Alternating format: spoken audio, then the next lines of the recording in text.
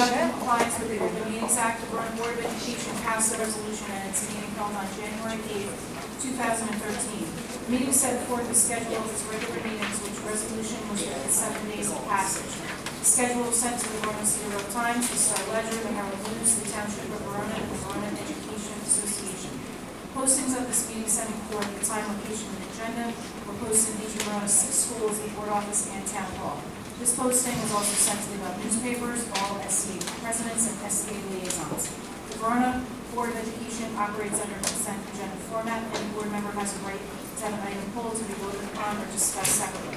Copies of tonight's agenda and resolutions have been made available to the public present. Mr. Block, Mr. Elliott. Here. Mr. Molina. Here. Mr. Yunus. Here. Mr. Quattro. Here. Okay, we have a couple of presentations to do tonight, leading into the presentation on the proposal for the new strategic plan that Ms. Jewett will do. Before we get going, does anybody have any kind of comment or question on any of the agenda itself? Okay, let's do our first presentation, and unfortunately, Mike Serino cannot be here tonight. He's stuck on a business commitment, so Mr. Forte will present on his behalf.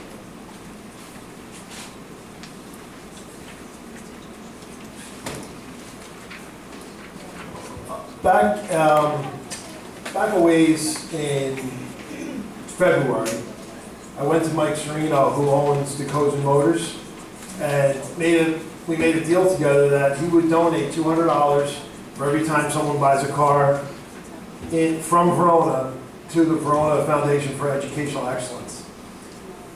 Tonight he was going to come to present this. He sent his regrets that he's stuck in, there's an accident on Route 80, and he asked me if I would do this for him, but I don't want it to be any lesser of an event, because I really believe that this is an amazing thing, that we are going to present a check for $2,800 to VIFI, and we have Mr. Doug Smith here.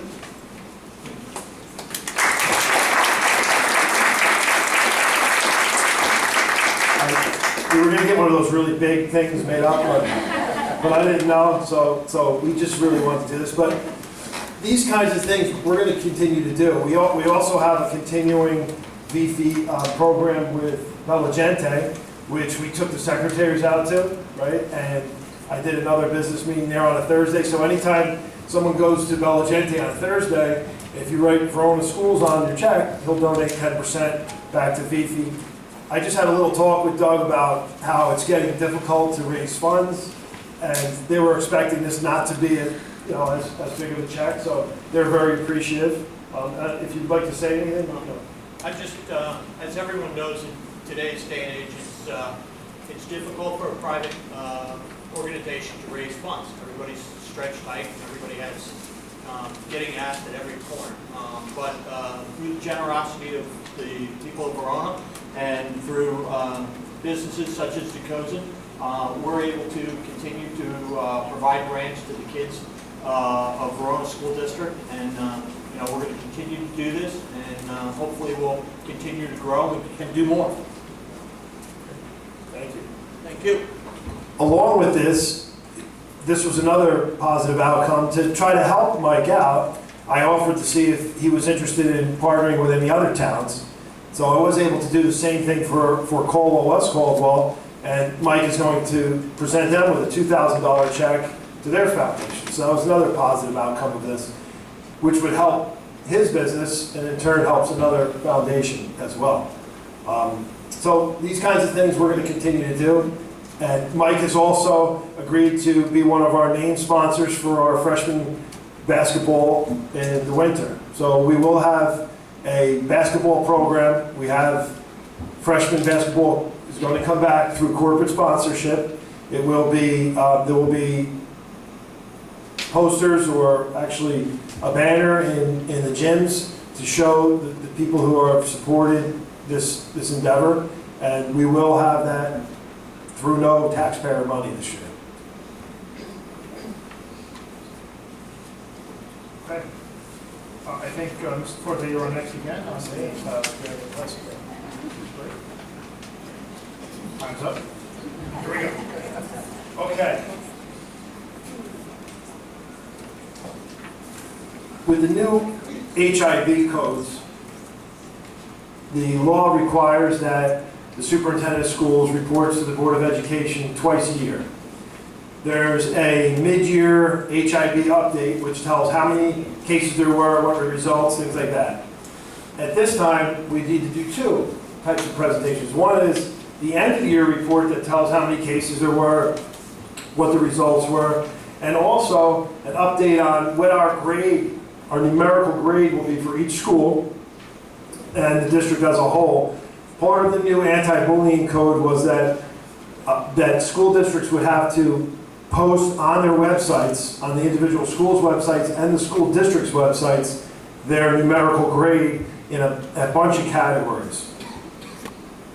So, to begin, in 2011-2012, last school year, the first year of the anti-bullying code, when it was adopted, there were 27 cases district-wide investigated and 10 confirmed cases of HIV. In 2012-13, there were 10 cases of HIV investigated and 4 confirmed cases of HIV. Now, we did several programs. I'm going to highlight a few of them for you, and I can explain the grading system too as well. Some of this has to do, obviously, with the fact that people now understand that what bullying is, and there's a difference between bullying and conflict.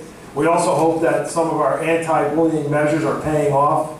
So I think a combination of things led to the decrease, and we look forward to decreasing it even more and have a more accepting community, which I really do believe we have already, but we can always improve on that. So the HIV report card is broken down into 8 core elements. The first element is HIV programs. What programs is the district doing currently? We have over 20 HIV programs, anti-HIV awareness programs in the district. I'll highlight a few at the end. Training. We do plenty of training. We brought in, if you remember, we talked about this, we brought in the Essex County Prosecutor's Office to discuss cyberbullying and other types of offenses. We had online programs we talk about at faculty meetings. We bring in outside speakers, so we do a lot of training. We work to train students, staff, and we actually bring in guest speakers for parents. Other staff trainings, what other things are related? Like, we do suicide prevention, legal training. The law is that all administrators, as of this June 30th, correct? Had to have 12 hours, I think it was this year, June 30th, had to have 12 hours of legal training. That's another training system that we did. Curriculum instruction in HIV. We have infused some of these principles into the curriculum through character education and all types of other activities. HIV personnel, the teams are trained, the teams meet, the teams discuss the cases, everything's done in a team. There's no decisions made individually. You're part of the team as the board. And how I present my findings to you every board meeting, whenever there's a HIV case in private session, and then you discuss it, you ask me questions, you get back to me for more information, and then that presentation each month is publicly approved at the next board meeting. Then we have school level incident reporting procedures. How are incidents reported? We have all those policies and procedures. We go over them constantly. HIV investigation procedures are clear. Clear expectations are established. HIV reporting. We also, at the end, when we compile all this and we do all this work, at the end of the school year, we have to go on actually twice a year, once in December, once in July, before July 1st. We have to go on to the state electronic violence and vandalism reporting system and upload all of our HIV cases into the system. And then it kicks back what we've done and our grade for this. Here are some of the examples we have of the programs throughout the district. We have peer leadership, which is in the high school where you have upperclassmen mentoring underclassmen. We have Star Club, where elementary and high school students work. Elementary students and high school students work together, and high school students mentor the elementary students. We have Heroes and Cool Kids. It's a middle school, high school thing. We have Lunch Bunch, another middle and high school social skills group. Peace Pals. is a program we have in the elementary schools where the upper grades, fourth graders, work with the lower grades, the first and the kindergartners. So our overall district score out of this, our overall percentage or district score, this is out of 75. All these are out of 75. After we did this process, and it's a fairly long process for each school, I can give you a copy of all of these if you like. I have them. Came out to 91.5%, which was 68.6. So we were able to identify our score as out of 75%, meaning that you've hit all these areas, those 8 areas I just illustrated. You had to rank yourself as a 0, 1, or a 2, or a 1, 2, or a 3, and then you added it all up, and you needed to have an 80 average. So we had a 91.5% average. This is done as a team. The team meets together. They analyze all this information, and then they grade themselves. It's called a self-reporting system. Then we upload that grade into the system, and then it spits back our school and district grade. Make sense? So it's bottom line, though, it's all self-reporting. Right? It's all self-reporting right now, correct. But the state has to stamp it, basically, and say, yes, you did it right. Good? So our individual scores were in Forest School, 69 out of 75. Brown was 69 out of 75. Landing, 69 out of 75. Brookdale was 69 out of 75. The middle school was 64 out of 75. And the high school was 72 out of 75. For a total of 68.6 out of 75, which equates to a 91.5% average. So the last day of school comes, the 21st of June. The next week, we take all of our cases, we take all this data, we upload it into their website. Their website then will email us, or actually they tell us, go on to the homeroom, and you look up what your grade is for each school and for the district. Then I have 10 days from that time to post it on each school's website and the district homepage. Any other questions about any of this? All right, great. I will include this in your packet. Actually, I did include it, and I'll put it out in the Friday folder this week. Just for the public, it's a bit anticlimactic for the board. We go through this twice a month, all school year long, and confidential, but the law does require that the superintendent give a public summary or disclosure on some of the statistics behind that. But of course, you understand we can't get into any of the specific incidents or details, certainly not in public. Okay, our next presentation for tonight is Ms. Jewett and Ms. Judy Ferguson on our strategic plan submission. I am going to, before I introduce Dr. Ferguson, I do just want to recognize a couple of folks. For those of you who were here about a half an hour ago, I apologize if this is repetitive, but I really want to sincerely thank all of the participants on the Strategic Plan Steering Committee and action teams. Serving as the internal coordinator for the strategic plan was absolutely one of the most rewarding and enriching experiences of my professional career. I learned a tremendous amount about the district, about how to develop a map for moving forward, and I also developed a lot of new relationships with community members that I did not previously know before the experience. And developing any kind of new contacts and new collegial relationships is always a meaningful experience. I would like to specifically recognize the action team leaders for the strategic plan. Dr. Sumit Bangia led our professional development action team. She is our supervisor of humanities. Dr. Nicole Santora led our curriculum and assessment action team. She is our supervisor of math and science. Mr. David Galberchek led our school culture action team. He is the Verona High School assistant principal. Mr. Jeff Monticelli led our Buildings and Grounds and Technology Action Team. He is our Forest Avenue principal. Rich Wirtz led the Finance Action Team, and he is a math teacher at Verona High School. And Jennifer Kleineck led our Global and Local Action Team. She is the Middle School Media Specialist. I would also like to recognize our Verona High School 12th grade students that participated on our steering committee and action teams. The three of them that are here tonight. In the back, we have Amanda Langen, who is on the steering committee, Brianna Durin, and Kyle, tell me your last name? Dan Stryker. I'm sorry, Dan, thank you. Dan Stryker, a Verona High School student as well, who served on our action teams. Dan, my apologies.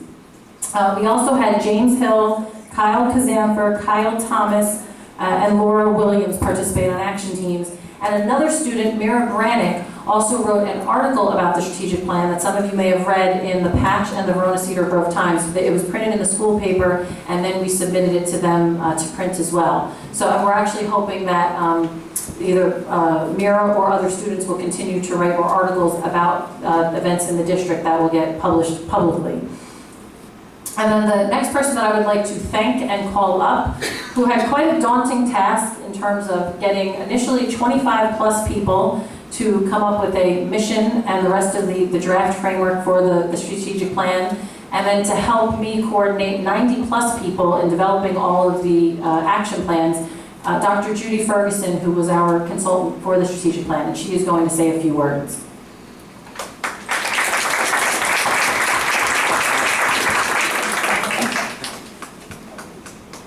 And I promise I will say just a few words, but I do want to take this opportunity to thank the board. John in particular was very actively involved in this whole process. For those of you who aren't aware, this is my second go-round with this school district. I facilitated your first strategic plan 5 years ago, and that's very special to me because it's the first time I've had that opportunity. And not only is it an opportunity to do something twice, but to do something twice in a wonderful place that really knows what they're doing. And Liz was modest. She was amazing through this process. She really led a terrific planning process, kept everybody working hard, and smiling the whole time, which is a great feat. As she mentioned, the strategic plan is a process by which you can define where you need to go, want to go, and the means for getting there. But in addition, it's also a discipline. And really, I think that's what I want to commend Verona on most, is embracing that discipline of planning, which requires you to use your plan, not to put it on a shelf, but to make it a living, viable document, one that guides the administration, what they do on a daily basis, guides the board and how they make decisions about how they spend their money, how they spend their time, who they hire. A whole host of decisions gets made around the strategic plan, which ultimately leads you to accomplishing a mission. You've done a great job. I commend everybody and thank everybody for being a part of this process, and it was just a joy to work with you, and I thank you for that opportunity.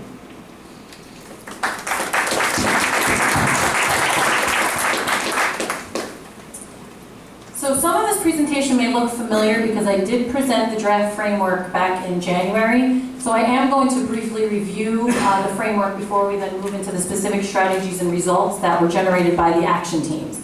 So in terms of, Dr. Ferguson highlighted this a little bit, the purpose of our strategic plan is to ensure our collective focus and to really make sure that our resources remain centered upon the action items that we have laid out and the areas of focus that we have determined. And we use it to guide our budgeting, to guide our planning for initiatives, our professional development. So phase one, which I had presented on earlier in the year, was development of the mission, the goals, the strategies, the core values, and the commitments, and that's what the steering committee worked on in the fall and the winter. And phase two was to define the specific results for each of those strategies and to develop recommended action items. So the action items that are part of the action plans will ultimately fall under the governance and guidance of the board and the administration to implement. But the action teams came up with fantastic recommended action items and action plans that will really serve as guideposts for the administration and board in carrying out this work. And the next step after tonight is for the board to formally approve the plan at the next board meeting so that it can be implemented, I guess, as of July 1st, 2013. I had shown this slide in the last presentation, and this is just a graphic that shows that our strategic planning really does drive the board goal setting, which they will also be doing next week when they approve the strategic plan, as well as the superintendent's and the administrator's action items for each year, and our building goals and our district goals. So just to recap all that went into the strategic plan, I actually figured out, based on how many people participated, how many times the committees met, that approximately 1,700 hours of work went into developing the strategic plan. 90-plus action team participants, 25 steering committee members, 193 recommended action items, which I will talk about each individually in detail tonight. No, I really won't. 30 specific results, those I will talk about tonight, from 6 strategies that all centers back to one mission. And that is how the mission drives everything about this plan. So if we look at the framework, and again, this is a bit of a review, the mission really encompasses why do we exist, what is our purpose as a district, what do we want our students to be able to achieve. The goals are the means to measure our progress towards accomplishing the mission. The core values, which are new this time around to this strategic plan, they're the values we embrace in order to accomplish the mission. The commitments are how we are committing ourselves to the mission, values, and strategies. And that's as a district, as a board, as an administration, as a staff. And the strategies are how we're going to actually support and carry out our mission. So to review our mission, the mission of the Verona Public Schools, the center of an engaged and supportive community, is to empower students to achieve their potential as active learners and productive citizens through rigorous curricula and meaningful, enriching experiences. I think that's a pretty powerful mission, and I just highlighted the 3 components of the mission. We did not have an identity defined in our previous mission, and that was something that the steering committee felt was very important to add this time. And that particular piece, the fact that we had community members, we had the mayor, we had the town manager, as well as staff members and students on the steering committee, and they all identify the school district as the center of an engaged and supportive community, I think speaks volumes about this community and really says a lot about the value that the community places upon the school. So then we also have our goals. All students articulate and embody our core values. All students demonstrate meaningful academic and social growth. All students independently apply learning experiences to new contexts. All students graduate from high school with a thoughtful plan for the future. Another adjustment that was made with this strategic plan is that all of the goals are based on student outcomes. We didn't have them entirely defined that way last time. Some of them they all indirectly produce student outcomes, but we specifically define them in terms of student outcomes this time. Our core values, it took us quite a while to whittle them down to just these 6 concepts. This does not mean that there are not other components that we feel are valuable, but we wanted to make them succinct and meaningful so that people really would remember them and utilize them. And one of our strategies is actually centered around cultivating the embodiment of the core values throughout the district. And lastly, we have our commitments. Acting in the best interest of all students, respecting the individuality of students, developing a long-term financial plans, making data-informed decisions, favoring action, and my favorite, rejecting mediocrity. So those are what we have committed to as a district, as a board. Well, when the board approves the plan, that's what they will be committing to. And that's what we really narrowed down as our focus. So then the next piece are our strategies, which are our objectives. So in order to support our mission, and we have 6 strategies this time, last time we had 7, they are similar in terms of the areas. We have a strategy for curriculum and assessment, we have a strategy for professional development, a strategy centered around school culture, a strategy for finance, a strategy for facilities and our technological infrastructure, and a strategy that has to do with global and local partnerships.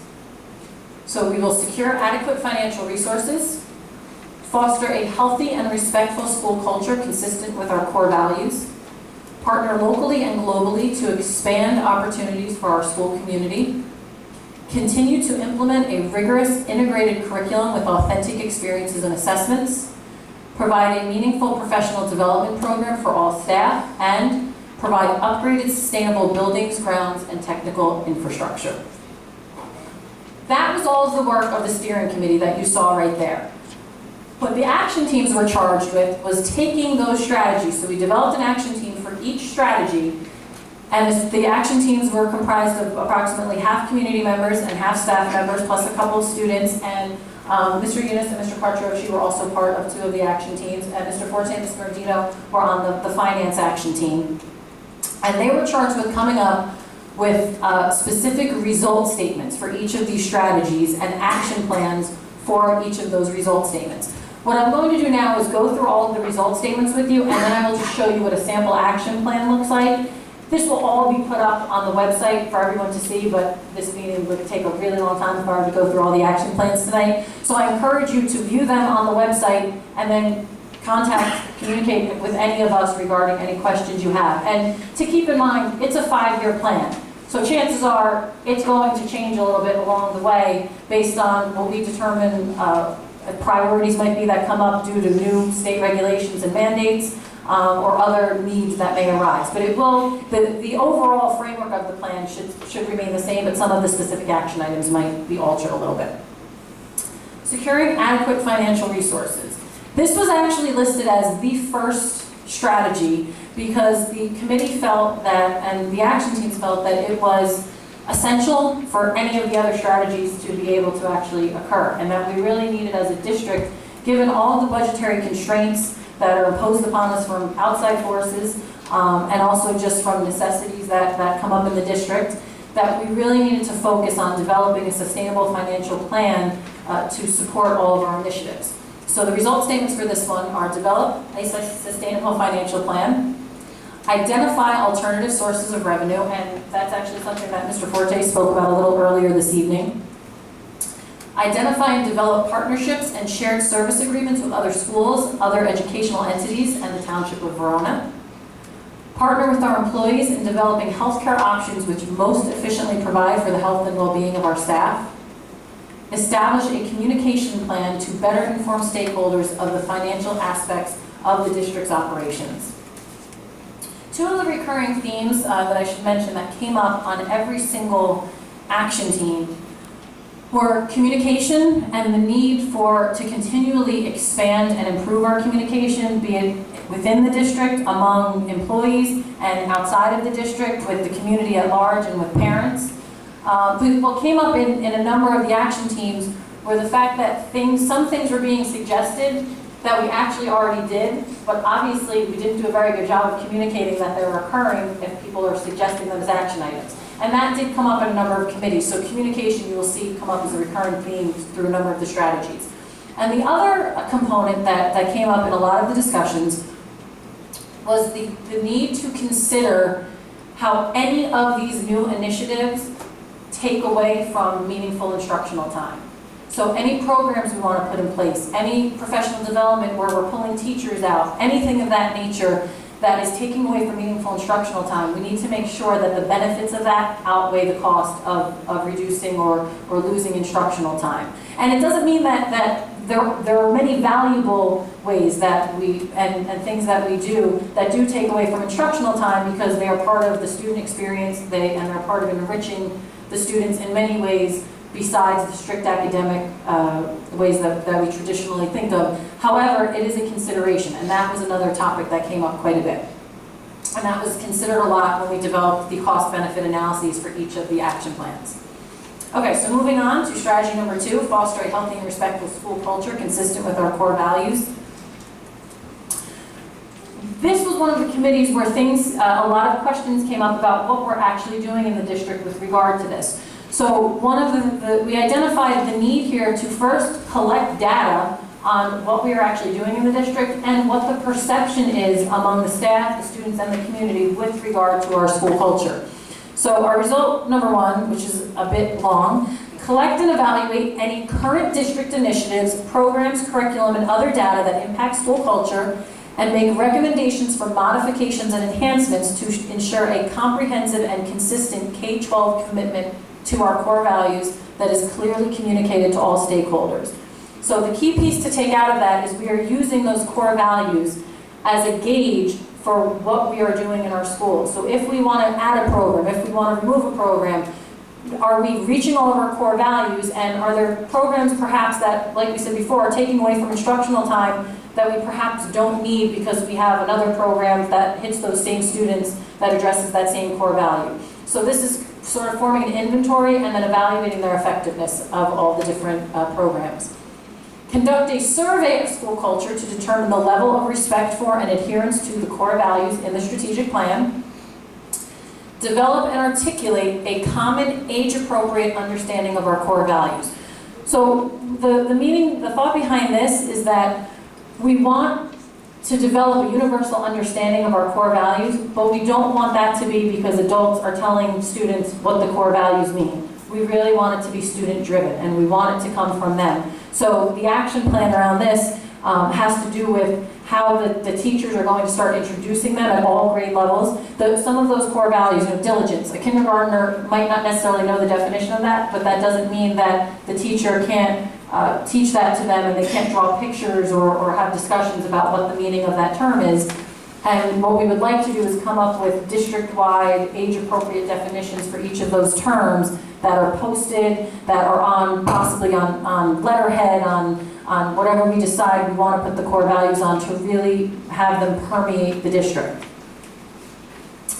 Partner locally and globally to expand opportunities for our school community. This group came up with some really innovative ideas for how to expand the school's reach out into the community and vice versa. And you'll only see the result statements here, but the action plans really have some intriguing and innovative possibilities for how to bring this about.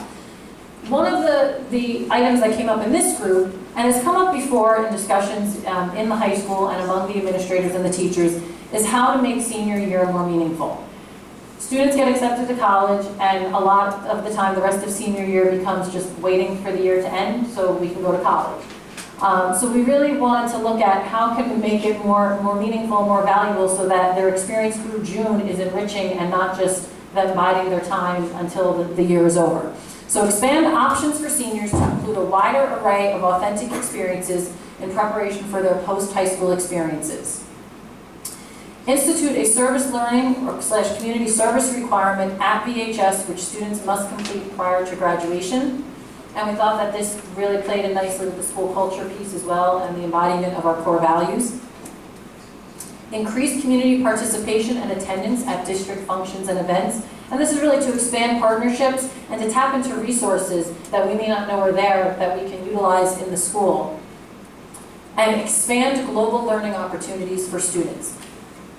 This team decided to do a result statement, to create a result statement that specifically addressed the global component, because that is the one component that we had the most difficulty figuring out how it fit in. And if you just left it out and didn't specifically state it, it kind of gets lost in the other results, because you do a lot of things and you realize, well, do these really have a global reach? And what this team came up with is an actual global spectrum of different types of opportunities for students that have a global reach. So whether it be a gap year, Skyping with an international author, doing some kind of Habitat for Humanity or global community service. And the purpose behind that is to have that as a starting point, to then vet with the faculty and expand upon there, and then eventually have a database where each of those experiences is linked to something a teacher has done with regard to that, so that it can then be a resource for other teachers who may want to implement that, and also we can use that then to come up with professional development opportunities for teachers interested on those different possibilities. Strategy 4, continue to implement a rigorous integrated curriculum with authentic experiences and assessments. This strategy is really meant to build upon the curriculum strategy from the last strategic plan and the work that we have been doing over the past 5 years since then. We have made a lot of progress, which has been presented at board meetings over the past, the 4 years I have been there. I've been here and perhaps even before that.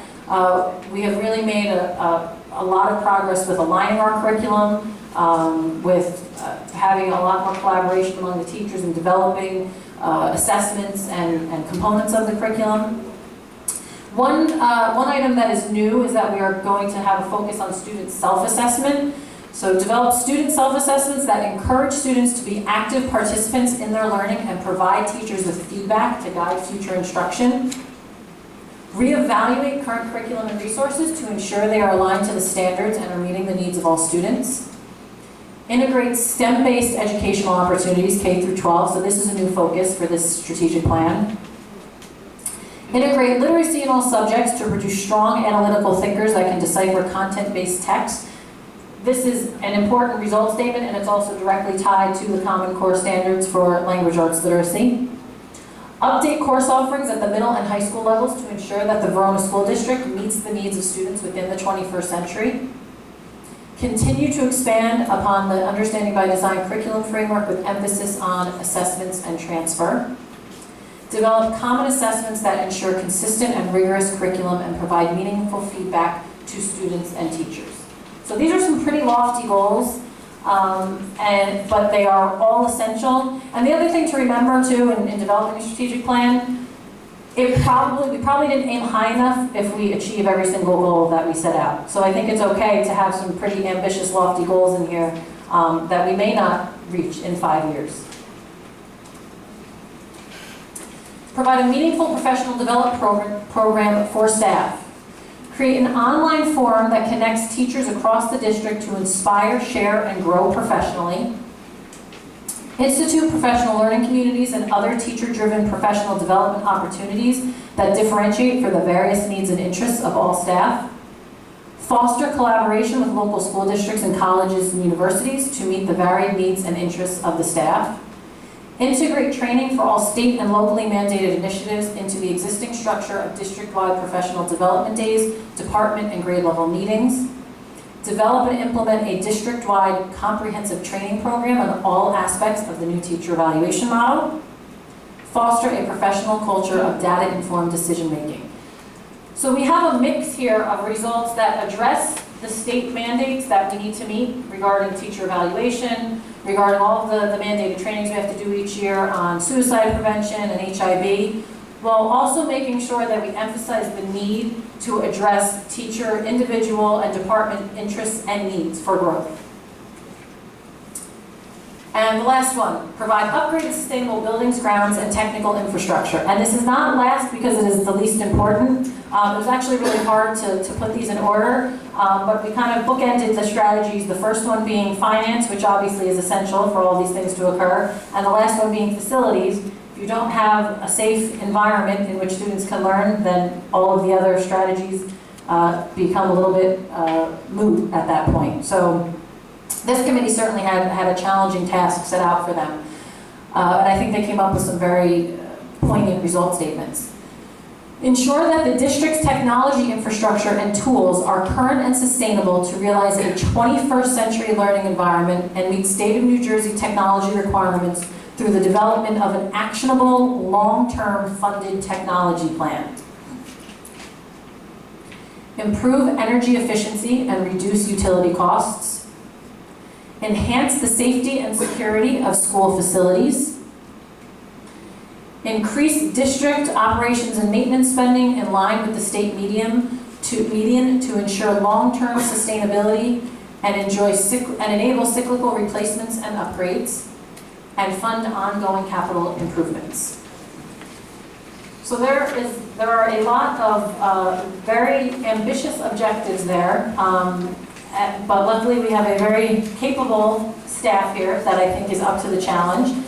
And just one last piece, and these, like I said, will be put up on the website, but just for you to see, for each of those result statements, every action team came up with a detailed action plan for that result statement. So I picked strategy 4, continue to implement a rigorous integrated curriculum with authentic experiences and assessments, because I'm obviously a little biased towards the curriculum action items. And I picked the result 1, develop student self-assessments that encourage students to be active participants in their learning. And as you can see, we have detailed action steps for how we're going to reach that. Engage teachers in professional dialogue, department meetings, grade level meetings regarding the importance of having students self-assess. Teachers will garner feedback from students regarding the idea of self-assessments. Research the different types of scales and rubrics for student self-assessment. So it lays out a step-by-step process. And again, there may be steps that we need to add as we begin to implement it, but it's a very good framework for us to follow. And what followed each action plan was a cost-benefit analysis. So for that particular action item, we looked at the tangible and intangible costs as well as the benefits. And we obviously want to make sure that the benefits outweigh the costs. So some of the tangible costs have to do with curriculum writing costs or substitute costs for pulling teachers out to do work. Some of the intangible costs have to do with perhaps replacing current electives with newer updated electives and some of the anxiety or disappointment that may result from that. But if you look at the benefits, students will have the option to take courses that make them more competitive when applying to colleges. Students will take courses more aligned to future aspirations, and so on. So this is what they did for every single one of those result statements. So these action teams earned their pay no, they didn't get paid at all. They got some cookies and fruit tonight. It really was a great experience. It was a pleasure working with all of them, and I think we have a fantastic plan that resulted. And I do want to thank the board and Mr. Forte for giving me the opportunity to serve as the internal coordinator. And I hope that they're as excited about the plan as we are. Any questions? I'd just like to comment really on the questions that it felt like the last 5-year plan we certainly used as a tool and it was a very strong document. But going through this is very powerful. If we use this to guide our actions and decision-making process over the next 5 years, I think we'd be in a better place than we are today. So thank you, Liz. Thank you, members of the community, both school and local, for the work you put in. Because without your participation, we wouldn't have to for us. So thank you. Thank you, Mr. Elliott. One of the things that I would like to see, the board over the course of the last 5 years has met a number of times and given our own assessment of where we met and where we were in terms of meeting goals for the last strategic plan. But I would like to see almost a formal report card. Looking back at all those meetings, it's hard for me to remember what we did say and what we didn't say. Yeah, that's it. Liz, can you go back to that? The one that was like the second part of the process. Oh, yes. Because Joe brings up a very good point, and so while she's looking at that, so one of the things that we did in the beginning of the when the steering committees began to meet. No, that way. So it's maybe difficult to see, Joe, behind you, but this is the printed copy that you might have in the packet. And one of the things that we tried to show is this continuum of you set off on this, you agree on the overall strategies. The board's job is to improve the mission, the goals, the values, and the commitments back in the beginning of the year, I think it was. And then since then, the teams have gone off and said, okay, we're going to go work on the strategies now, the 6 strategies. And then define the results that we should set our sights to achieve for each of them. So that's what Liz just went through. The action items, the way that we would do the work to achieve those goals, are recommendations really to the Mr. Forte and the administrative team. They're the ones that would carry out how we go ahead and achieve the goals. The board's job is to set those goals. And then that's the whole left side of that page. Then we go into the right side in that center box where we do our annual board retreat and review meetings. Now, what we've done in the past couple of years, and this is going to catch you, I think, Mr. Forte, a little bit unprepared, what Mr. Sampson did in each of the years that he was superintendent is when we do that annual end-of-year meeting, he reported our progress for all of the goals relative to what the plan says. And that was sort of the report card. We didn't do that last year. This is our last year of the plan. If you have the time to put something together, we did last year. We're planning on doing it next week. So we'll have that sort of sense of what we accomplished this year, how it related all to that last year of the plan. The committee structure in that, the view is that it becomes very, very simple if we were to be disciplined around setting our annual goals. So there's 5 years worth of achievement in here, right? Pick the first set of goals, and that'll be make it a little bit easier for us next week when we do our annual goal setting. Mr. Forte will come back, but some with his action plan based on some of the recommendations that are there that make sense and how you sequence the work.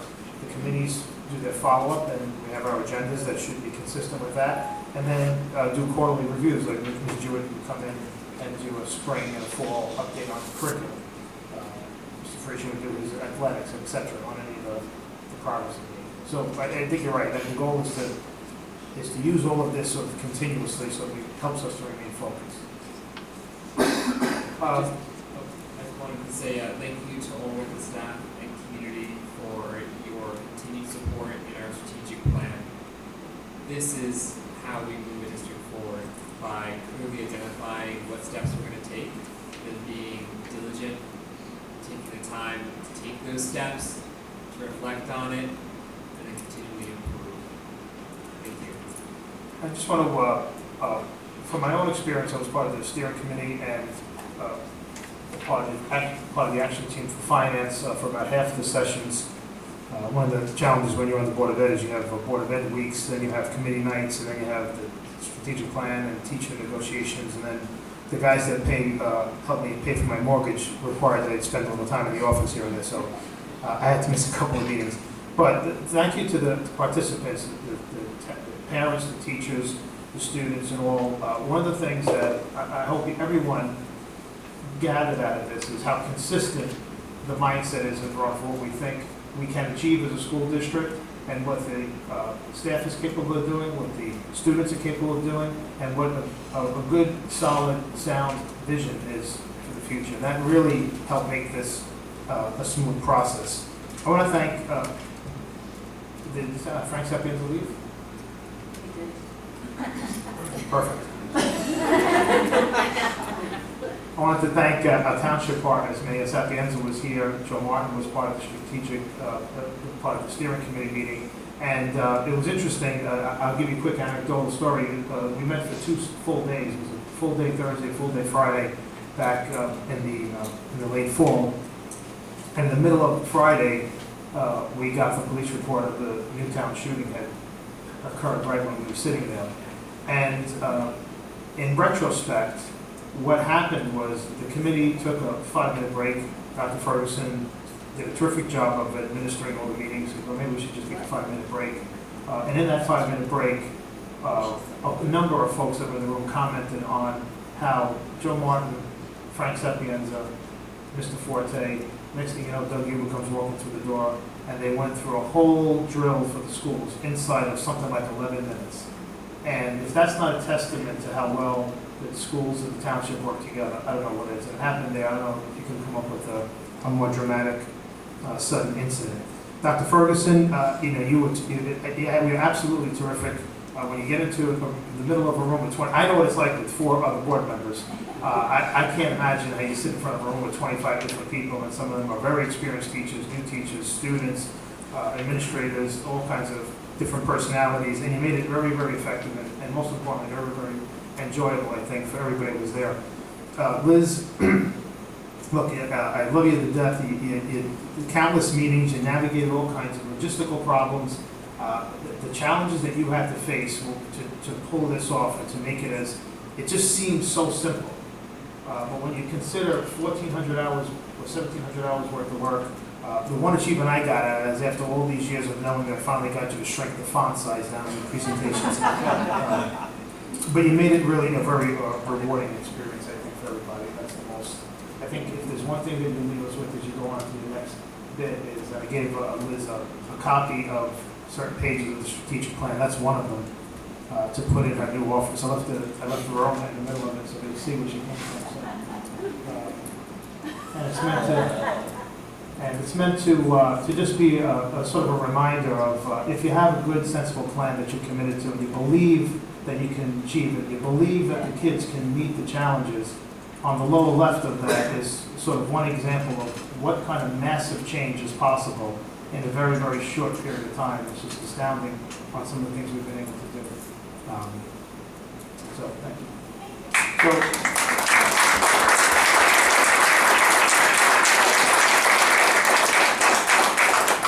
if you need any help with this, understanding the plan, when you get to the play, just call.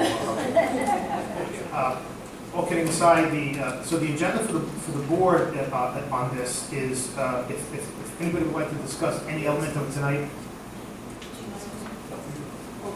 If anybody wants to discuss this tonight, we can.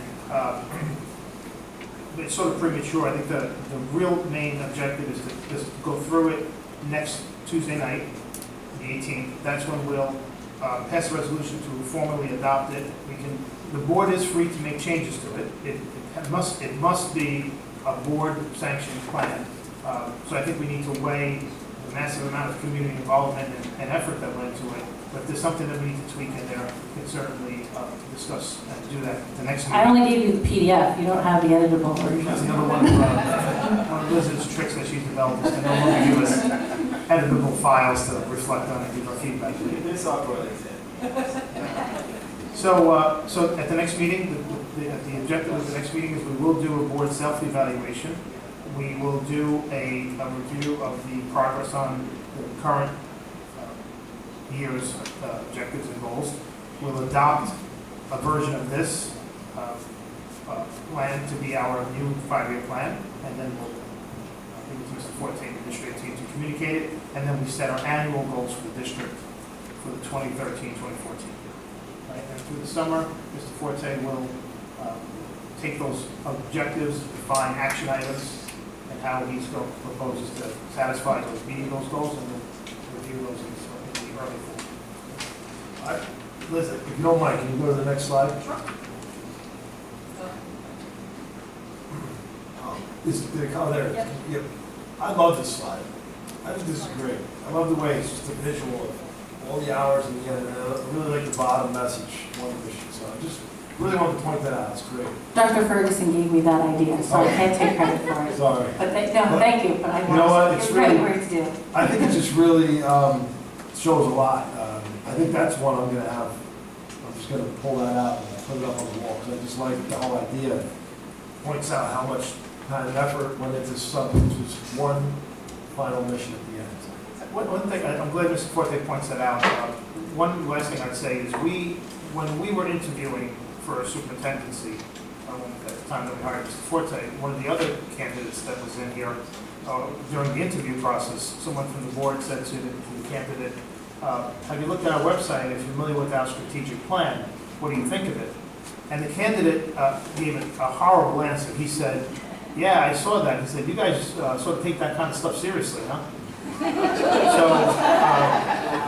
So that interview lasted about another 11 minutes, and then that was done. So we do take it very seriously because, you know, although we are duly elected to the Board of Education, we are simply trustees and volunteers. Right? This is your community. This is your school district. We try to make the best decisions we can.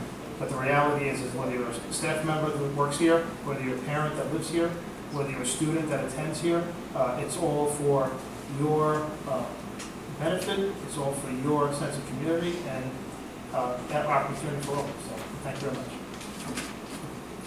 Okay. We have the, yes. Not that the rest of the board meeting isn't enthralling, but if any of you who need to leave, who came for the strategic plan presentation, don't feel bad about leaving at this point. Okay, we have, next on the agenda, we had our discussion around the substance abuse and pupil discipline and code of conduct policies. I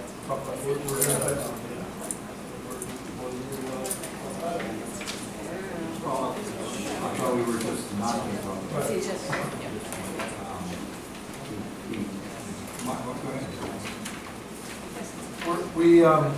We're going to put it on hold until next week due to the fact that we want to address it as 4 legs of the stool, if that makes sense. And I think right now we really only have 3 addressed, so next week we'll be ready to have the 4th leg, and we're going to give you the whole package. Because it's really hard to talk about any one of these things without all 4 of them together. Because you have the policy which states the what it is, and the regulation which states the how. So we need the what's and the hows for both policies, so 4 things, 2 what's, 2 hows, and when we have it all together, we'll be ready to go next Thursday. My goal is to send you the revised one this week in your package, so that you'll be ready to have a discussion next Tuesday. You send out once again, or just I'll send the email, I'll post it in that locker, and I'm going to send you a hard copy. Okay? There's not major major changes to it. The word out. So when you're reading through it, a lot of it will look familiar. It's a lot of it's more clerical, just ensuring that what's regulation, policy, and like Mr. Porter said, you know, relates to the school in there. The language isn't much different. It's just pulled out of one and put in another and cut and paste it. It's pretty much what we're doing. There's some language changes because we had to address the whole idea of the law and things like that. But the majority is just moving things around. And to your point as well, when you wanted to take a more holistic look at all of them at once, and we didn't realize, wait a second, let's really make sure the regulation is tethered to each of those policies too.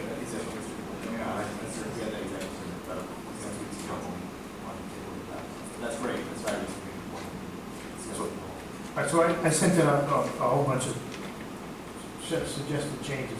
Those incorporated into what you're proposing, right? Just to clarify a couple of points. So for example, like one of the bits in here talks about an example of a level 2 misbehavior, the wearing of inappropriate attire. But it should reference the fact that there's a definition of inappropriate attire that's the dress code policy. Right? It's not separate from, right? Yeah, and that ties back to the regulation which we're going to be working on. Right, and one other thing is, and this is in the code of conduct policy, there's a bit where, and then it's part of the info, it's on the third page here. The levels of discipline have been designed to provide everyone with the base information. No document can cover each and every violation or incident that may take place. And I think any rational person would agree that's true. I personally like to see it say circumstances as well. We should just consider that because in the years that I've been on the board, there's on occasion situations where you really need to understand the circumstances of an event to make a wise decision in the best interest of the students. There's reference in here on possession, sale, distribution, and or use of alcoholic beverages, drugs, or weapons, etc. Probably want to reference illegal drugs. Right? Possession of prescription drugs is not illegal drugs. And there's a couple of, or what a controlled substance. Exactly. Yeah. And then lastly, there's a bit in here about the student having required sessions with the SAC weekly in certain situations. We probably would do well to say what the purpose of those meetings are. So yeah, the next one will have that. Yeah. Okay, great, terrific. So punt it to the next week. And then that's it, time's up, right? Correct. Then we'll have the first reading July 30th and the final reading August 20th. Okay, let's do committee reports. We met this morning, Education Committee met. Notes here.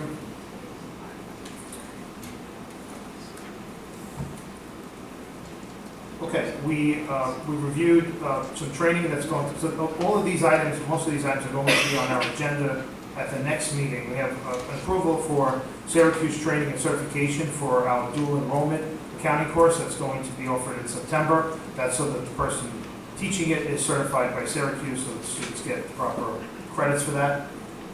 We also will be approving some curriculum writing assignments for select staff over the summer. We have a number of new parts of the curriculum that have to be either written or updated. We have history and Hollywood cinema as an elective that has to be written, contemporary issues, another elective has to be written. There's a new 12th grade discrete math course that must be written.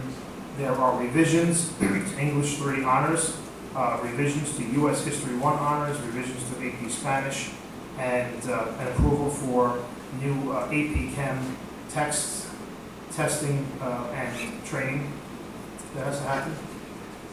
The final teacher evaluation update meeting took place. Feedback from the staff that have attended all of these has been a bit of a sigh of relief and positive. It is something very, very new for everyone. I think we need to be conscious and aware of that, but at the same time, we need to make clear intentions and how it's going to work for folks. We did get a list of education committee policy updates to work on over the summer. So every committee has some short list of policies that we need to review and get back to the board table and update as part of our policy update cycle. So we'll leave that to each committee to do. Talked about some remaining purchases around reading and writing workshop material, calculators, etc. I think that's about it. Any questions? Okay, let's do athletics committee. Sure. So athletics, well, first off, good evening. Athletics met tonight. We talked about the substance abuse policy and code of conduct, but we previously gave an update. We discussed freshman sports, and there is movement on the schedule. So, thanks again to Mr. Forte and our sponsors. They're the ones that are making that possible for Verona. There, we are doing summer secretarial approval. This individual will be working on physicals and parent permission forms throughout the summer. There is a delay on the track. We are awaiting agreement on contractor assignment. So we hope to have an update by June 18th, but that is contingent on getting, I thought it was hard to get 25 people in the room. Sometimes it's hard to get 5 people in the room from 3 different parties. So we're going to do our best. I'm going to do my best to make that possible. Hopefully June 18th, but I can't promise we'll have an update on the meeting. We will definitely have an outcome before we leave in terms of what the plan is moving forward. We have some updated policies that we have to go through. It's not happening tonight or anything, but there are some few policies here. There is the athletic competition policy, the heat acclimation, and one policy on concussions. So these previously went out. These previously went out. The way I sent it out was Yes. to hard copies to the individual committee members, but everybody got the entire packet too. Yes. Okay? So to make this streamlined, what's the board's feeling on reviewing, discussing, and approving? One of the things that I have trouble with is not knowing whether this is a revised policy or whether it's a new policy. That document, in the email and on that posted online, it's a pretty big thing, but there's a document that says like if it's new or revised. It's sort of a table that tells It's a you. whole table. It's on the table. It's on the table. Like if you'll see, like for athletics, there's only three. And these Three are policies, and they'll say like three, we didn't have them before, so these are the ones that Strauss has. All right, now, on the revised ones, is there a way to italicize what the changes are so that we can focus on the change as opposed to reading 3 pages of a policy and you're changing 1 sentence or something like that? Is there a way to do that without getting into, with all due respect, Mr. Eunice, that one document you sent me I couldn't follow. It was worse than the Chinese road map. Yeah. I can't take credit for that. I'm not That was particularly. 2 years ago. So that was 2 years I don't want in anything that making. looks like that You because did request it. it confused me more than it helped me. But is there a way to do that? I mean, is to focus in on what the revisions are? Strauss asked me to put this together for us, so I have to ask them if they would be able to. I Show us. remember we asked Strauss that, and they told us no. When we went through the wholesale revision that they said that they couldn't, but if somebody could even just take the policy and kind of magic marker it or redline it or something like that so that we can know what to focus on. I mean, We could do it. There's about 100 policies we're talking about, so it takes. well, I mean, then how do we cope with approving 100 policies that we don't even know what we're approving? I mean, again, I could read it, but if I don't know what it is being changed, I'd have to have the old policy next to me and then compare the old policy to the new policy. And that's the problem we had when we went through that wholesale check. That's why we didn't do it. Frankly, we didn't do it. We just decided to do it because it had to get done for QSAT. But none of us really went through because it was just an overwhelming kind of responsibility. Well, one of the things I can say to you is that the changes all that were made by Strauss Esme, not by us. And they are all taken directly out of the changes in the But code. back to them again, I mean, if they're going to send us a revised policy or something they already have, they ought to be able to do that for us, I would think. You mean send us the old one and the new one? No, just give us the new one with what's new in it. Tell us what part of it is better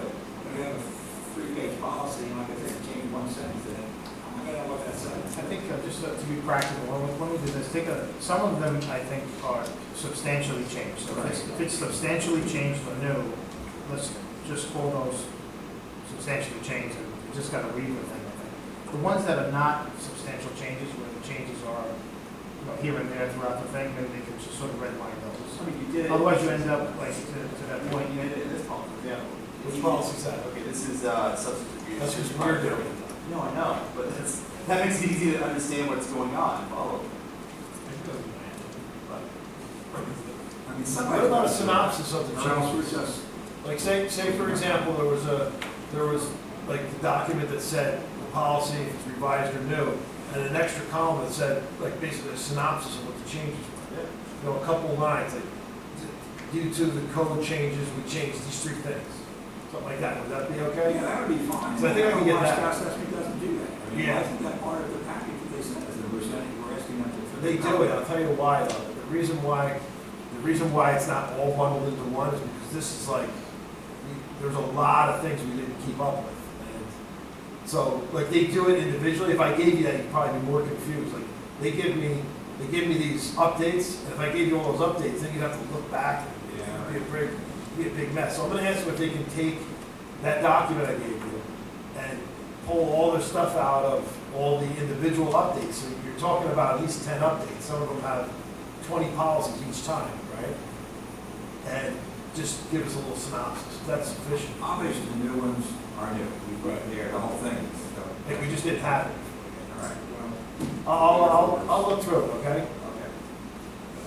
So, Mr. Kosochi, moving forward on the new policies, how do you best recommend that we share these with the board? So I'm going to read these as part of it. So athletics committee has, in the whole spectrum of things, you've got couple of page documents to it, right? So they should go to the committee. Committee should agree that, yeah, these are good. Give Mr. Forte the green light to distribute to the board and say, these have now come out of committee, go to the board for collective review. I think we should send those out on the 1 week and schedule discussion for the following meeting, so people have enough time to digest them and get their questions together, all of that. Have a quick discussion that night. We can have a first reading resolution if we're prepared to vote on it that night, terrific. If we need to take, if they have to go back because the collective discussion on some changes, go back and move it out one more meeting. And then after that should be pretty quick, first reading, second reading, we're done. Do we need anyone to speak on it from athletics, like Mr. Parisian or anything like that? I think we have to be careful with that. You know, to be honest with you, at this point, we have to remind ourselves that the responsibility to write and set policy does not sit with Mr. Frisch, it sits with the board. So, you I know know, we have someone speaking on behalf of the substance abuse. I want to make sure that we yeah, don't but get the end thrown result out. of that is that the Board of Education was responsible to get these policies written in, is now on month 3 of waiting for somebody to come explain to us what it is that they're supposed to do. So, right, so, If they're working through a committee, if Mr. Christian has a comment, if you can bring back to the board, or finance, or has something you want to bring back to the board, I think that's okay. absolutely. But, you know, when it's in, you know, that's sort of in comment period, and you want that feedback. But at that point, it's a board responsibility to get these policies done. Thank you. I just wanted to check to make sure that it goes smoothly. It doesn't get thrown out like the substance abuse, so that should go smoothly. Fantastic. And then, one last update. There are 3 open positions currently: the JV girls basketball, JV ice hockey, and the assistant track position is open. Buildings and grounds? Buildings and grounds did it this evening, and we had quite a lengthy agenda, and I'll try to summarize the best that I can. You know, we're bumping up against some important deadlines, and one of them with regards to the football field and any pitch work that we need to do as part of our referendum. If you recall, the last meeting, we had a lengthy presentation, 2 meetings ago, we had a lengthy presentation from our environmental consultants about what was going on there. We retained them for work, to do that work and submit the paperwork. But we have what looks like to be a September 4th deadline to get this in. So it seems like that's we've got about 2 months for that. That's to get the state filing for the findings of what's, but Right, so we have to get that completed to, there's finally deadlines for referendum, so we have to get that work done, get that work done. right. So it's two different things. One is the filing deadline to get the referendum timeline going, Right. and the other one is the reporting to the state of the situation. Right. And we're, So the the September more date is, important one is September 4th, the referendum. okay, we have to be careful, because the September 4th, that's for us to file a referendum plan with the state with some level of detail, right? It's concerned, I mean, there's a lot of time. No, but we'll need to explain to the public what we're bundling together as part of that, right? Exactly, we haven't done it, we're not there. Well, We're not there yet. we haven't gotten the engineering back yet, so, okay, so why don't we do this then? At the next meeting is our last meeting for the school year, then we meet again at the tail end of July, right, the 30th of July. If we can, if next week, if you can check, Mr. Forte, with the engineering firms that are doing those evaluative work, if you can get a commitment on what the timeline looks like for us to get the recommendations in, because we would need them to come in and explain what they Right. found. And we part of this is that we identified, we're going to create well, it's really the buildings and grounds committee, but almost a subcommittee. We're going to meet independently of our regular buildings and grounds meeting on a more regular basis starting next week, just to discuss referendum issues and work through them so we bring it to the board. Right. On that. Okay, so if you can bundle it together, and hopefully what will happen is we'll end up in a situation where, this is gonna sound a little odd, but it's probably gonna be the case where the recommendations for work, like the last time that we did this, exceed some reasonable sense of how much amount we should be talking about, right? Work is probably gonna be I more, mean, I right? think we have a much more narrow scope this time to identify what that work is. Right. But what we don't have is, okay, now what's that going to cost? So that's what we're going to have to do. So we kind of understand that we want to do this, building what we want to do, build what we want to do. Right. But now we have to come back with, okay, here's the item on the list.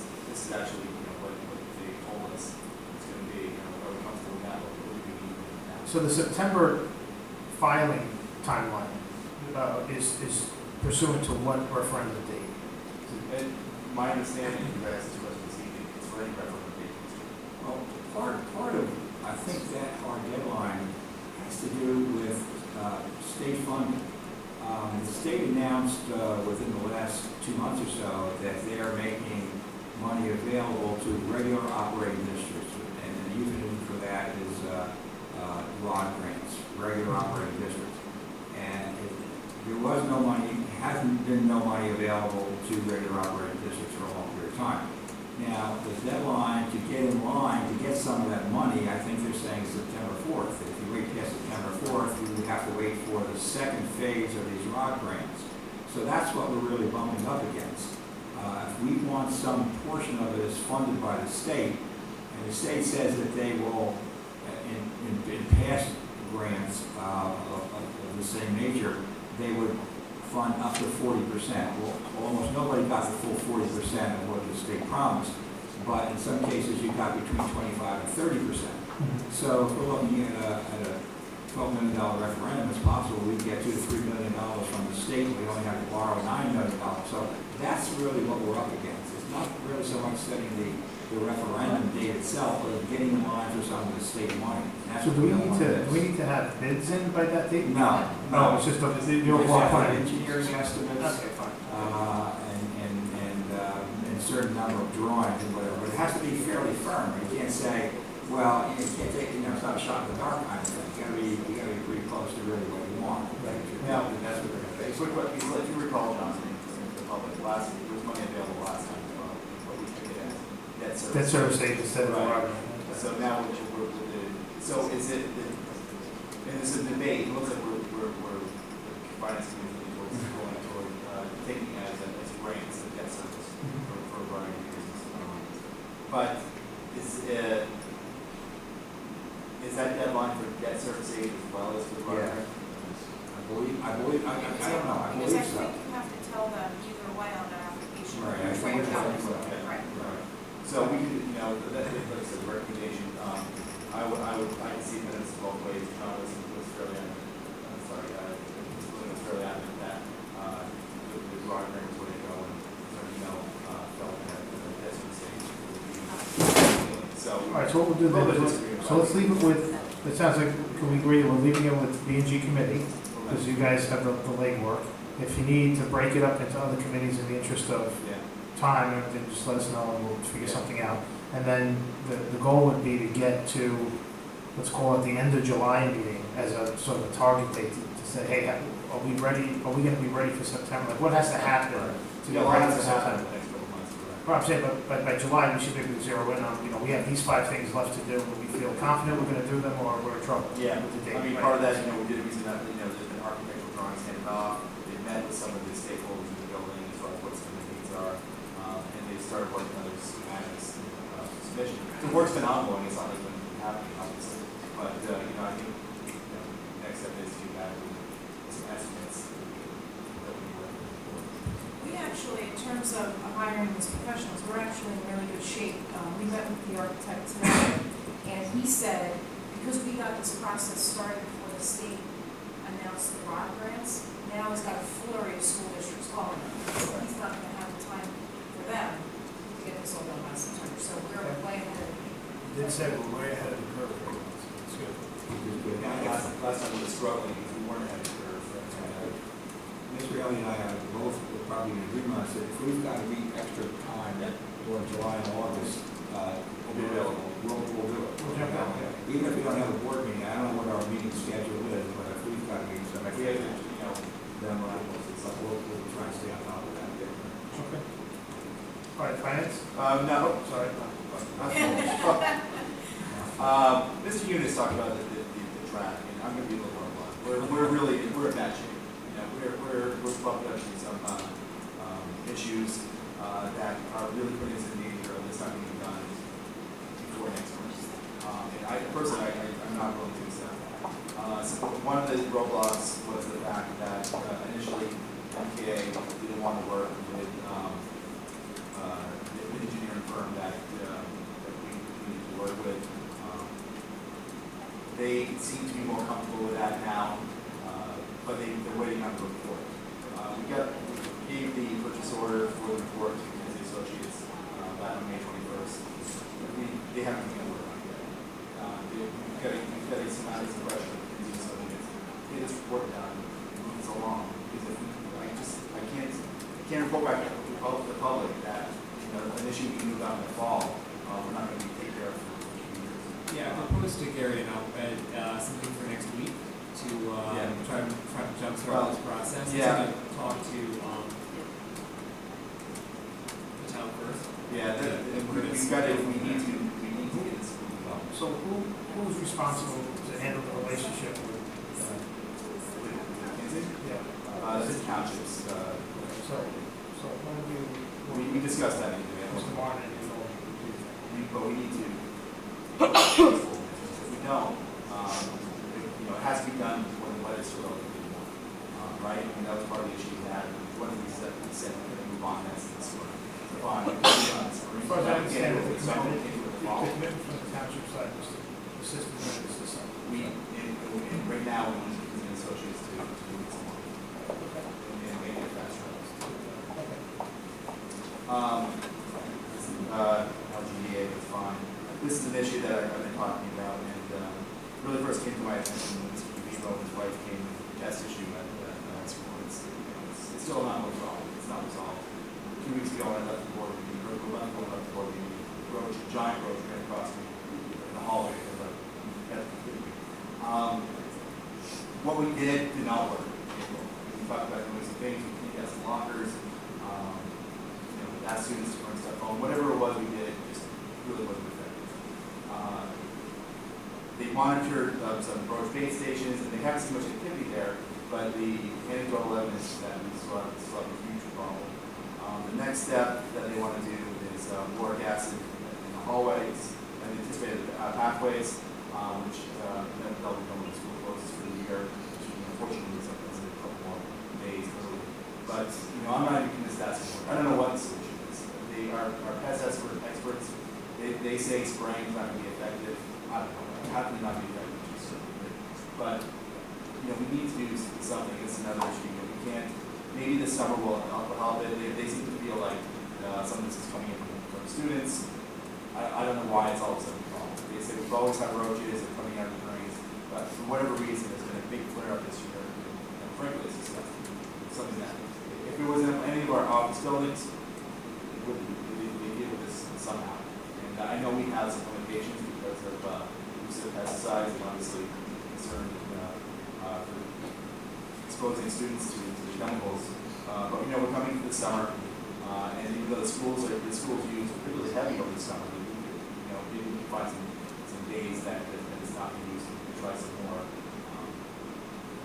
stronger methods. I'm not sure what that is. So this sits with Mr. McDevitt? It does. It does. But, I know that a lot of people are concerned with it. We're aware of the issue, and frankly, we've got to see this resolved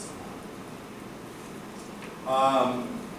Some positive news is that we had some end-of-year surplus, and we were able to do some things at the end of the school year instead of pushing it off. Some of this include front step work with the HPW front steps, some work going to be completed by June. New clock system at VHS and FM Brown. Refurbishment of 128 lockers at VHS will be taking place in a couple of weeks. Then there's been a part of an ongoing project to overhaul the team locker rooms. Replacement of the lockers in there, getting the entire room, installation of new drop ceiling, installation of new lighting, replacement of undersized cabinet heaters for the new ductless split unit, installation of new toilet partitions, reconfiguration of the room providing storage space, and installation of 75 new lockers, new sinks, painting the floor, so that really just an effort to get that in shape. And we were able to purchase a new John Deere utility vehicle for craft maintenance. So that we're all able to do with the utilization of certain years surplus. Another good news is that at the beginning of the year, Mr. McDevitt identified that he wanted to reduce overtime spending in order to actually bring in some more man hours, and he was able to do that. We were able to keep the groundskeeper throughout the year at 40 hours per week, and summer help was able to come in on May 15th. Boost some productivity there. And then just finally, we have some policy updates that we're going to have to work on, including healthy workplace, use of facilities, and schools. So I don't know if we're going to see it next week, but maybe we'll some of it. That's up to the see what to do. Policy updates. Visitors policy. All right, any questions? All right, finance? Yeah, the Finance Committee did meet, and I'll start with something that's already been discussed and mentioned, that the funding, should we qualify for or get approved for some state funding, whether it be in the form of debt service aid or whether it be in the form of a grant. We will have an ongoing discussion on this. My opinion is better now than later, and if we can reduce the overall referendum by a certain amount of money, I think that's what I prefer to say. But we'll continue to talk about it. I mean, there's nothing's been chipped in cement in terms of that. And I'll work on this in our being on it. I promise to get her some help, some way if we go with the grant, because there's an awful lot of paperwork that goes along with that. Anyway, the other things that we did talk about, we didn't spend a lot of time talking about the closeout of the current year. Mr. Dino asked that we put that off until next week because he wants to take another look at the closeout of the current year to see where we might have saved some money or underspent some money, where we might have some extra money that we may be either able to use this year, put it into our capital reserve, or to put it into our maintenance reserve. So we will discuss that next week before we close out the current year at the end of the month. The other thing that we talked about is a budget item that will obviously affect the budget, is that the decision has been made that we will need an extra second grade teacher at Forest School, and we will also be hiring an additional kindergarten school teacher at FM Brown. Now, both of these come with some pretty big price tags, but in keeping with the I don't know whether it was the policy, but certainly the precedent that we followed is that when we reach a certain enrollment in the classroom, that we go out and hire teachers in order to reduce the number of students in that classroom. So we do have two additional teachers that we're going to hire this year that were not in the budget, and we're talking about $100,000 for the two of them to consider salaries and benefits. But we do what we have to do in that regard. We did have some parents come to us about a month or two ago about the kindergarten situation in Brown, and we will be taking care of that situation. Has that been communicated to the parents? They want that taking action on that? Right now, this is discussion. They knew that we were going to talk about it today. Tomorrow, with everybody's approval, I'm going to tell the two principals to go out and hire teachers. So we don't do a resolution, that's just Right, the resolution for the personnel we mentioned. Well, yeah, the committee is fine with it. it's fine. It's If you want to discuss it, now's the time to discuss it, and there's a recommendation committee to go ahead and go forward. It's got 4 people to say no. Discussion's on. And Mr. Nardino is looking at a new software program, I guess it is, in order to track substitute teachers in terms of their hours worked and how it affects them personally with the implementation of the Affordable Health Care Act, where over a certain number of hours a week you have to provide health insurance. So we need to be aware of who's working where and when and how long they've been working. So That's also going to apply to aides, it's going to apply to home instructors, who do the home instruction, okay. depending on how many hours. Now, do you have a cost on this? Do you have- Coaches, they said wasn't going to be the issue. If they do 3 sports in a year. Well, they did 3 sports. Yeah. And they're not our employee, we don't get benefits here, they can be on the benefits. So, and there are seasonal, I mean, there is a provision for seasonal workers also, that you can exclude seasonal workers from that calculation. But they said if they're going to average 30 hours a week over 52 weeks, Right, then they're really not seasonal. right. And it would really only apply if you're coaching those 3 seasons. Okay. Well, do you have a cost on this? I don't have it yet, All right. hopefully I have that on All right. this. Okay.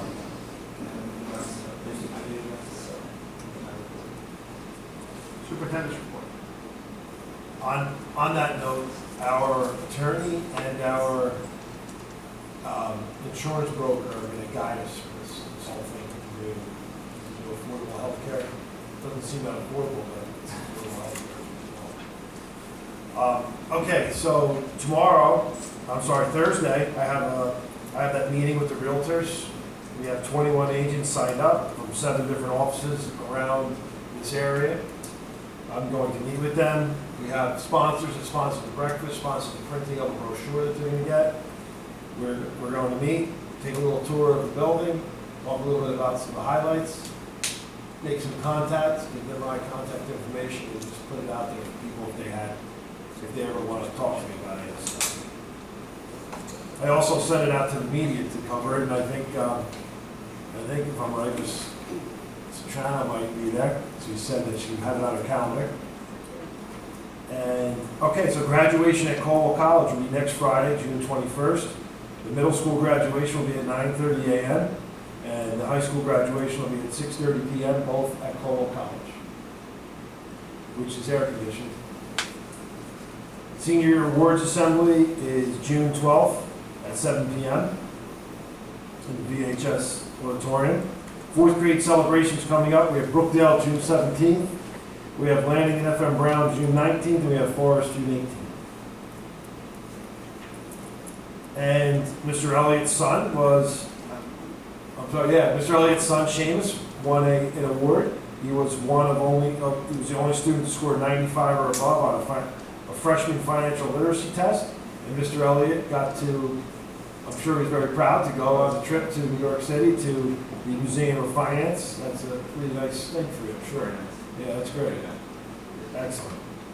And we did do a K-9 drill on June 6th. We did that at the Verona High School. We did it in cooperation with the Verona Police Department, who spearheaded the drill, along with the Essex County Sheriff's Office and the Essex County Prosecutor's Office. It was about 18 months in the making, from planning to actually doing it. And very happy to say that the search came back with no hits on any type of contraband that they're looking for. And, but it still was, I felt like a very valuable drill to take part in. And in the back, we have a gentleman whose name is Charlie Miller, if you don't mind standing up. And Charlie Miller is going to be approved by the board in a few minutes as our new director of curriculum, who will take the place of Ms. Jewett. And we're very happy to have him on board. Sad to see Ms. Jewett go, and happy to have Mr. Miller come in. Why don't we, so given the time of year, I think, Mr. Miller, we're going to ask you to get to speed. One of the things we don't like to do is, Mr. Forte commented on how unaffordable the Affordable Care Act is, and we don't like to make decisions on Christmas Eve like that thing got passed. So why don't you take through the summer to get your senses and feelings for the district under your belt, and then we'll plan for having you have a public sort of presentation, your sort of your first 90 days in the role, and talk about your perspective on the district and some of the things that you'll be doing for the coming school year. And we'll do that perhaps in September. Sure. Right? That's way, and then that'll be a forum that will allow some questions and answers from the public, et cetera. And that'll be a good way for you to introduce yourself and your background and all of that. But if you want to say a few words about your experiences and eagerness to come and get going here in Verona, why don't you gather your thoughts in a couple of minutes when we're done with our resolutions? Let me come up here and do a quick 3-minute intro. Okay, Okay? thanks. It's like, thanks, John. It's the end part of the report. All right, let's do our resolutions. Just wanted to point out, there's a typo on resolution number 8. It says 3 days. It is only 3 days. You see that in the second line of the resolution. That's the number 8 and then the word 3. So it's just 3 days. And then do you want to do these all together, or do you want to do them separate by committee? You can do them all together. And then you'll all have the addendum resolutions also.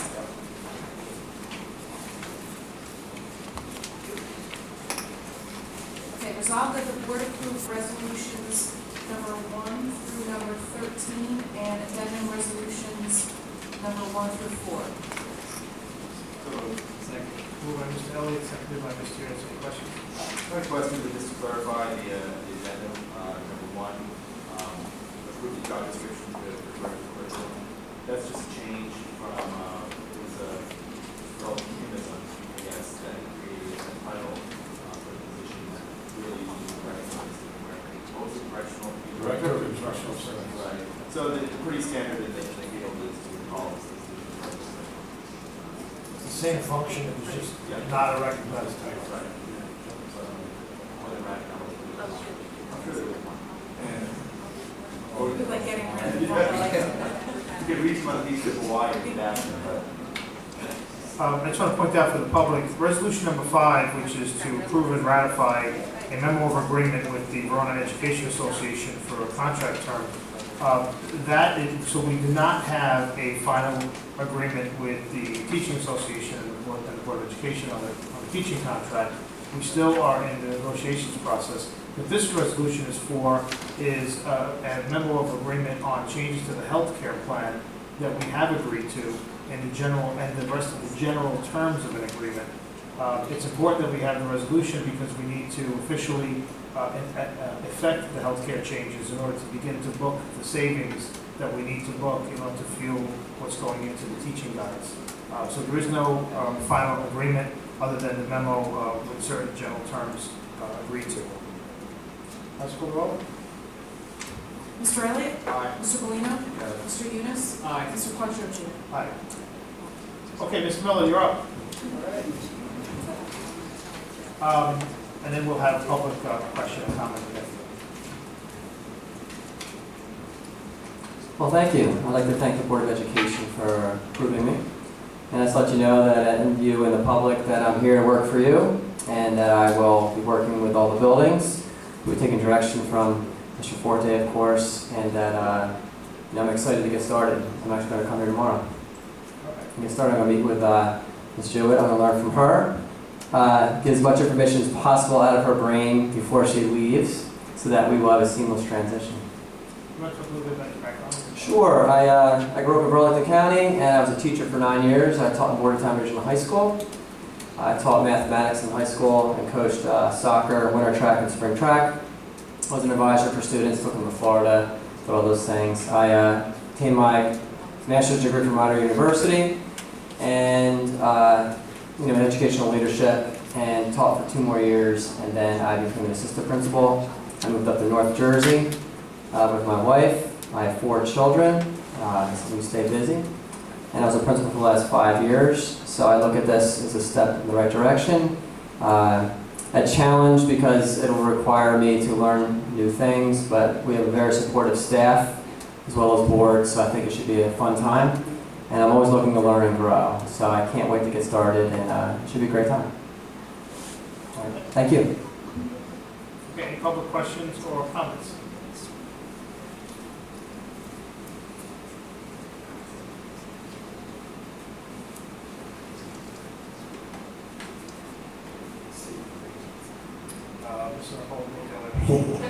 Good evening, Rich Rampolla, Principal of Brookdale Avenue School, proud Principal of Brookdale Avenue School. I'd like to welcome Mr. Miller on board. He's coming to a great district, as we all know. He'll find that out shortly. And as was noted in the strategic plan, it is a very engaged and supportive community. So you'll find that out and you'll appreciate that as well. I'd also like to recognize a couple of people who are leaving us that I've worked very closely with over the number of years. My good friend and colleague, Frank Albano, has been principal of Lanning for a number of years now. Frank was a guy that I could always go to when I had a question, and I wish him well. And he's been a trusted member of our administrative team, and we will miss him. I'd also like to recognize and thank Liz Jewett for her leadership in the 4 years that she's been here. Liz has had a profound effect, and there's that popping P again, a profound effect on what we do in the business of education. She has led us in a good direction. Teachers have appreciated her willingness to spend time to talk with them and to guide them, and as an administrator, I have also appreciated her guidance over the 4 years. Went by very quickly. You will be missed. Thank you very much, Liz, and thank you.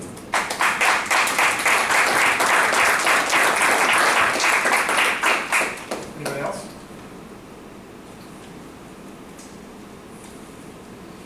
Okay, our next meeting is this coming Tuesday, so it's only 1 week break, Tuesday the 18th. That'll be our last meeting before school is out. We have a confidential session at 7 o'clock. We'll have a public meeting at 8. It's a work session where we'll do our evaluation process and goal setting for the coming year, and there'll probably be a light resolution agenda. Okay. Did you say next week is light? Yeah. It's not light. There's probably about 50 resolutions. Oh, with the annual wind down. Yeah, okay. There's not, but there are It's still, not, I'm confused, there's quantity still and a lot quality. of, there are a lot of just regular resolutions also. All right. Yeah. Okay, so it's going to be a very enthralling meeting on the 18th, so we'll look forward to seeing you. Good night. Oh, with resolution, go back to top next.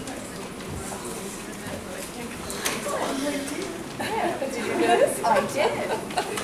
Resolved that the board meeting private session will establish the school to discuss the topics of negotiations and personnel with potential litigation, which private discussion is being held pursuant to section 78 of the Public Meeting Act. The matters under discussion will be disclosed to the public as soon as filed with the Secretary of State. All in favor? All right. Any opposed? Okay, good night.